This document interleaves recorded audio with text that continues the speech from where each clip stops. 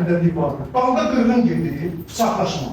Qabağında Şahmar əlində 2 bıçaqla, Şahin əlində bir yekə bıçaqla, yekə qara saqqallı gəlir, başı keçən qoca tutqada o, yanında biri də buradan vurub ağzını partladır, yıxılıram. Şahin bıçaq atır, bıçağın biri qoluma girir, biri ürəyəm, Şahmar mənə bıçaqlar atır, yanıram, tutqamı deşik-deşik. Mən neyim, mənim qanadım yoxdur uçan göyə, kanalizasiya da yoxdur ki, girəm ona lüku bağlayam ki, mənə bıçaqla vurmasın. Bəs Şahinin ibtidai istintaqda qabağınızdadır. Həmin o Samir Əliyev, həmin o Şahmar, onlar orada göstərdir ki, Şahin içkilidir, deyirdi, gedib onu öldürəcəm. Düzdür? Bunun niyyəti bəllidir bu. Əvvəlcədən topalaşma var. Soyuq silahlanma var. Niyyətə bax, ikinci niyyət. Mən bir yox, bir və 2 daha artıq sübutlar gətirirəm, amma sübut olmaq üçün. Məcburiyyətində deyiləm, amma onu eləyirəm. Gör nə gəlir, yolla gəlir, telefon zəhləri aydın məsələ. Fərdin telefon zəhləri tələb elədir. Niyə çıxartmadılar?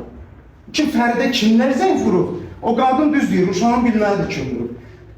Və Fərid də kimləri götürüb gəlib bu zəngdən sonra? Çıxartmadılar. Niyə? Çətindir. Bu dəqiqə də vursa çıxardarsınız o zəng, o nömrələr bu dəqiqə. Hardan, kimlər?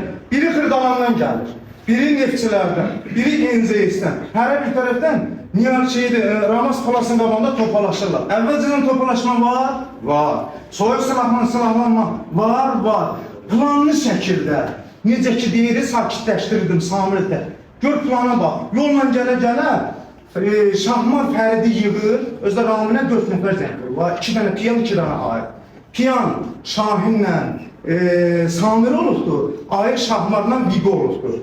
Onlar buna zəng vururdu, yeri müəyyənləşdirilir, hərəsdə bir söz deyirdi. Biri dedi, çay içməyə gəlmişik, biri dedi, söhbət eləməyə gəlmişik, biri dedi ki, gəlmişdik, elə belə yanında gəldik. Hərəsi ayrı-ayrı sözlər deyir.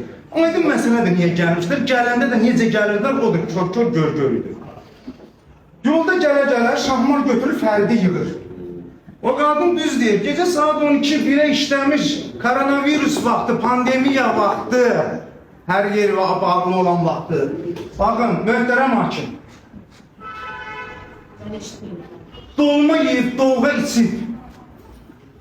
Mamasının gül balası yerinə girib, nişanlısı ilə yazışıb, yuxuya gedən adamı zəhmətkeş oğlanı. Gecə saat 12-1 işləmiş yuxudan zənglə durğuzur, həmişə zəng edən dostdur.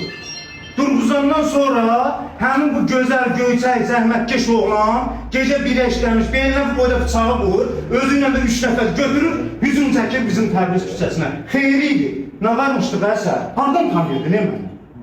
Bu da öz yerində, burada niyyətlər bəllidir, bıçaqla da gələndə.